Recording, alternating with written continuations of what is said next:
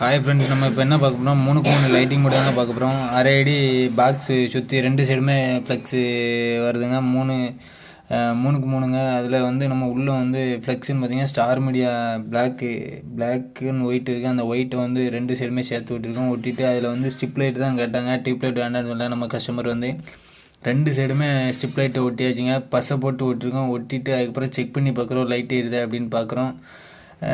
சுற்றி வந்து மொத்தம் வந்து 40 வாட்ஸு 50 வாட்ஸு போட்டிருக்கோம். லைட்டு வந்து பளிச்சுன்னு இருக்கக்காண்டி. அது பிரிண்டிங் பார்த்தீங்கன்னா யூவி பிரிண்டிங்கு. யூவி வந்து ஸ்பெஷல் பேக்லைட்டு. உங்களுக்கு வந்து 5 வருஷத்துக்கு எந்த ஒரு கரைச்சல் இருக்காதுங்க. அவ்வளோ சீக்கிரத்தில் பேட் ஆகாது. சுற்றி அதுக்கப்புறம் கார்னரில் வந்து ஒயிட்டு பிளாக்கை ஒட்டியாச்சு. ஒட்டிட்டு நம்ம வந்து செக் பண்ணி பார்க்குறோம். லைட்டை போட்டு ஸ்டிப் லைட்டை பாருங்கள் எப்படி போட்டோன்னே உங்கள் கடை விளம்பரம் எப்படி தெரியுதுன்னு பாருங்கள் பளிச்சுன்ட்டு.